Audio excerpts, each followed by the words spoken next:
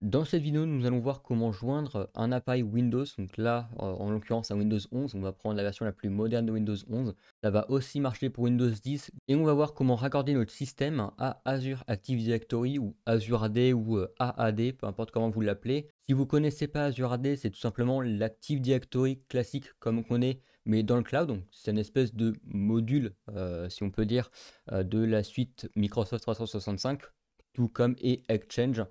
Tout comme et la suite Office. Globalement, on a plusieurs rubriques comme ça et ben, Azure AD fait partie de ces rubriques qui sont proposées dans les abonnements 365. On aura quelques prérequis pour rejoindre cet Azure AD.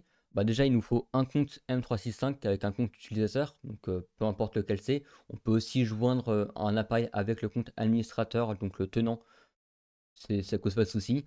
Sur la machine en local, il vous faudra être connecté avec un utilisateur local avec les droits administrateurs. C'est impératif, sinon on ne pourra pas joindre le domaine. Et aussi, il faudra une version Windows 10 ou 11, version professionnelle. Donc tout ce qui est version famille, c'est cuit. On ne pourra pas joindre un Azure AD, tout comme on ne peut pas joindre un Active Directory classique. Nous voici sur le Windows 11. On va se rendre directement dans les paramètres. Et dans ces paramètres, alors on peut évidemment changer le nom si on a envie, on peut faire pas mal de petites choses. Pour rejoindre Azure Active Directory, on va aller dans l'onglet Compte et on va aller dans Accès professionnel ou scolaire. Ici, tout en haut, on a un bouton qui nous permet de se connecter, donc on va cliquer dessus.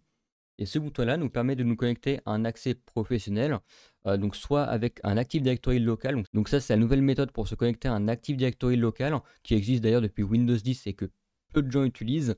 Et maintenant, on a une nouvelle option dans ce menu-là qui est Azure Active Directory. Faites attention à bien cliquer sur joindre cet appareil Azure Active Directory, sinon ça va uniquement connecter la messagerie et ça ne sert pas à grand chose.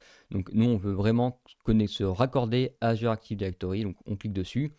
Là, on va nous demander un compte, donc ça paraît logique. Donc moi, le compte, ça va être jeremyzatoufly.com, qui est un compte M365, tout à fait classique.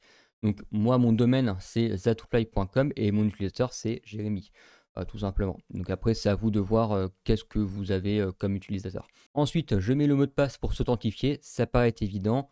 On se connecte. On a cette petite pop-up qui s'affiche, on a juste à cliquer sur joindre et ça va tout simplement joindre le domaine automatiquement. Et voilà, donc l'appareil est déjà raccordé à Azure Active Directory. On a juste à se connecter avec l'utilisateur qu'on souhaite. Donc là, en l'occurrence, bon, vu que j'ai joint l'appareil avec le compte Jérémy, joignez vos appareils avec le compte que l'utilisateur final va utiliser. C'est un peu plus propre de faire comme ça. Donc je clique sur terminer et contrairement à un Active Directory local, on n'a pas besoin de redémarrer la machine pour rejoindre le domaine. Là, on est déjà joint. On a juste à se déconnecter. Il faudra bien évidemment un accès Internet pour faire tout ça, hein, parce que vu qu'on est dans le cloud, il faut un accès Internet. Ça paraît évident, mais bon. Pour changer l'utilisateur, autre utilisateur, c'est assez simple. Et là, on va juste mettre donc l'adresse de messagerie. C'est assez explicite. Donc on va mettre jeremy@zatoufly.com avec le même mot de passe que tout à l'heure, hein, ça reste le même compte.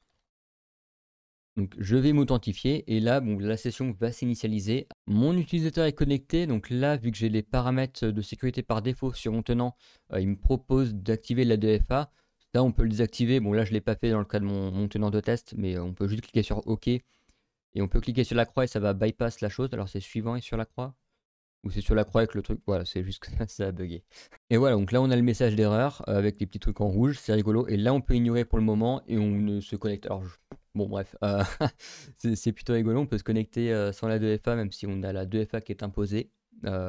Plutôt bizarre. Enfin bref, on est connecté avec notre utilisateur et là je peux aussi me connecter avec le tenant, enfin l'administrateur du tenant.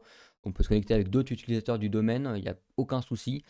C'est comme si on était sur un Active Directory, sauf que là, bah, c'est en cloud, donc c'est sur Azure. J'espère que cette courte vidéo vous aura plu et vous aura éventuellement aidé. C'est d'ailleurs une petite première pour moi, vu qu'il y a quelques petites nouveautés, notamment l'enregistrement du téléphone directement depuis le Mac. Et ça, c'est cool parce que ça, le MacBook Pro, c'est la première fois que je fais une vidéo avec lui. L'article a également été rédigé avec le Mac et franchement, c'est un plaisir. On peut travailler un peu de n'importe où, etc. Ça n'a rien à voir avec des laptops Windows réellement. Et sur ce, on se retrouve la semaine prochaine pour une nouvelle vidéo. Allez! Ciao.